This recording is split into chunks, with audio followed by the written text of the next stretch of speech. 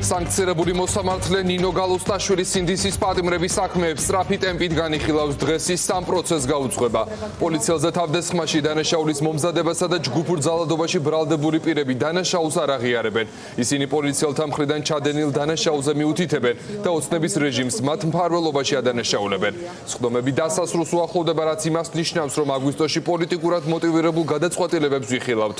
ლიზი ვეკუა უერთდება ფორმულას პირდაპირ ეთერს. ლიზი გისმენთ.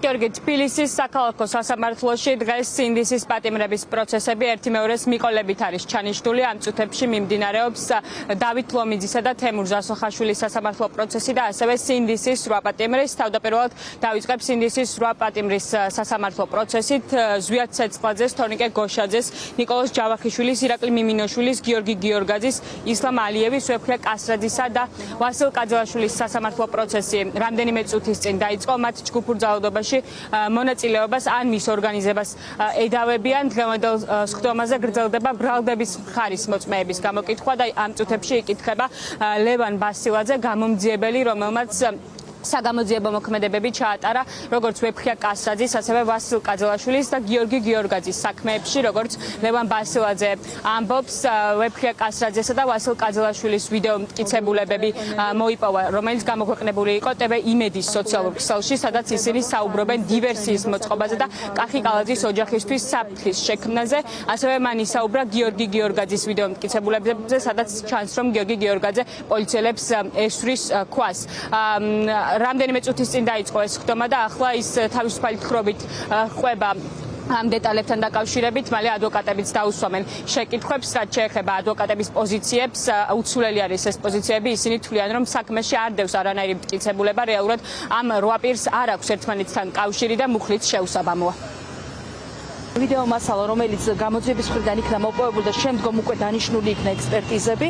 ამასთან დაკავშირებით საქართველოს სისხლის სამართლის საპროცესო კოდექსი ითვალისწინებს მისი მოპოვებისა და შემდგომ ექსპერტიზის დანიშვნის წესებს, რაც არ დაიცვა ბრალდების მხარემ და შემდგომ უკვე სასამართლომ ეს კანონიერად ცნო. თუმცა მოგეხსენებათ, აღნიშნულ იდენტურ შემთხვევებში დაცვის მხარეს არ დაგვიკვდა ყოფილა სასამართლო და დღეს აბსურდის წინაშე ვიმყოფებით, რადგან გვაქვს ორმაგი სტანდარტი სასამართლოს მხრიდან. ჩვენ გვექნება კითხვები, როგორ მოხდა ამ ვიდეო მასალის დათვალიერება, შემდგომ ჩამოტვირთვა, იმიტომ რომ საქართველოს სამართლის საპროცესო კოდექსი კონკრეტულად განსაზღვრავს თუ როგორ უნდა იქნას ეს მტკიცებული მოძიებული.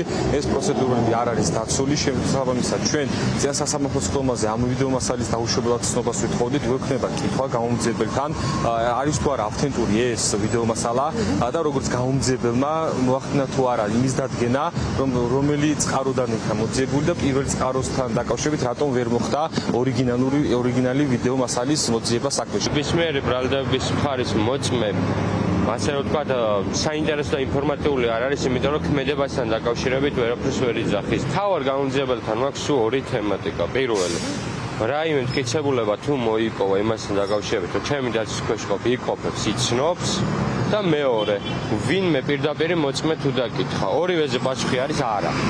მეტი ვერაფერს ინფორმაციას ვერ მოგვაწვეს, იმიტომ რომ არ გაუკეთებია მსგავსი რამ. აგვისტოს ქვეშ ჩვენ უნდა დავიწყოთ დაცვის მხარე, ჩვენი მტკიცებულებების გამოკვლევა. ბრალდების მხარე ბუნებრივია მისი პრეროგატივა, რომ სხდომაზე რამდენი მოწმეს და რამდენი მტკიცებულებას მოიტანს, თუმცა ის რომ ასე ვთქვათ ისე გახდეს, რომ საბოლოო ჯამში დაცვის მხარის შესაძლებლობა რომ შეიზღუდოს თავისი მტკიცებულებების სრულად გამოკვლევა, ამას ვერ მივიღებთ.